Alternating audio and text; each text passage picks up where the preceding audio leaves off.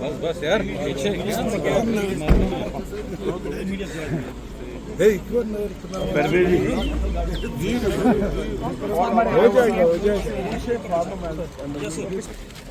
आप अंदर वाली तरफ वही कर। हाँ मुझे पता है, मुझे आप यहाँ पे देखिए चले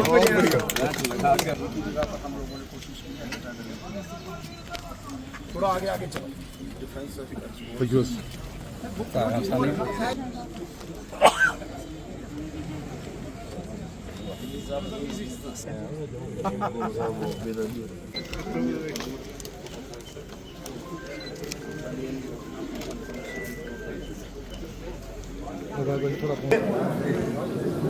शॉर्ट नोटिस में भी आप आए। आज हमारे बीच union minister of India power, housing, urban, और सबसे बड़ी बात है कि जब बीजेपी जम्मू कश्मीर में फूड प्रिंटर्स बना रहा था तब से ये जम्मू कश्मीर और खासकर कश्मीर में इन्होंने बहुत ज़्यादा काम किया।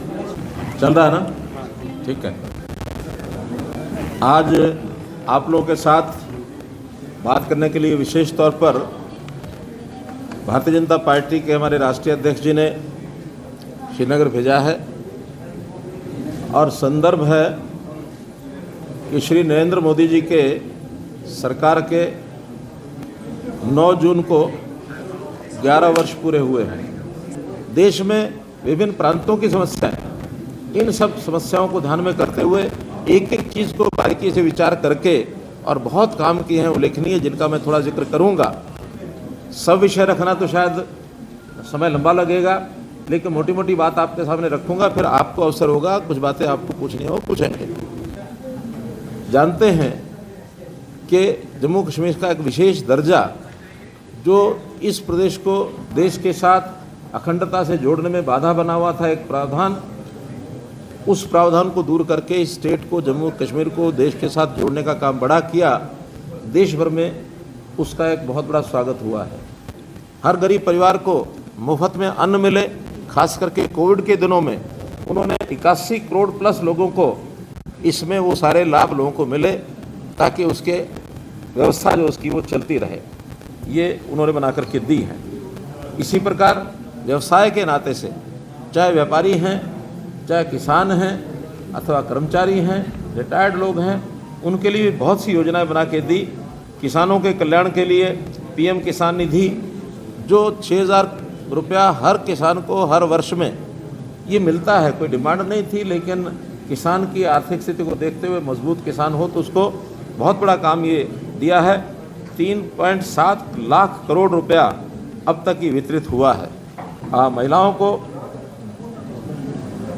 नारी शक्ति वंदन अधिनियम के इसके अंतर्गत 33% का जो लोकसभा में और विधानसभाओं में आरक्षण का काम है वो भी मोदी जी ने दिया।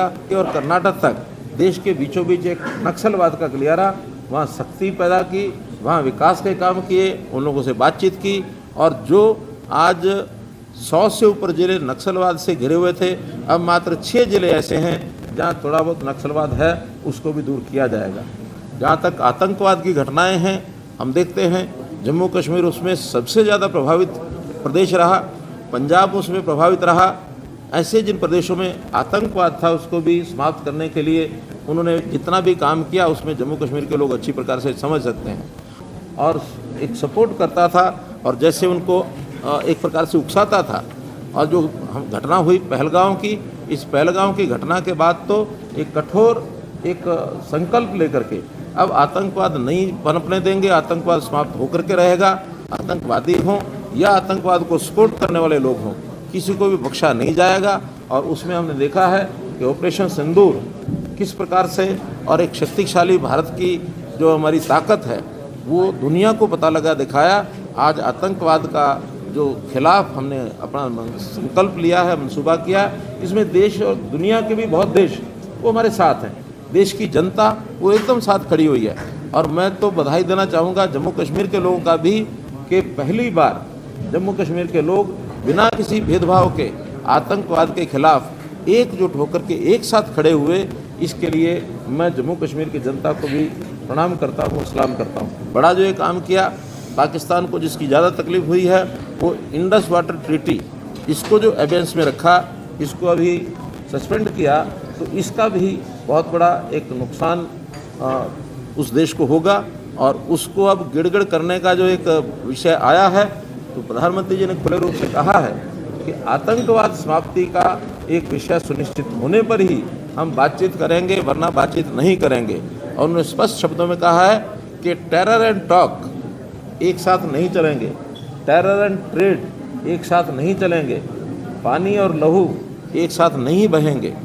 एक संकल्प मोदी जी का, और जो बहुत खुला संदेश न केवल पड़ोसी देश को, दुनिया के सब देशों को भी ये मैसेज गया है।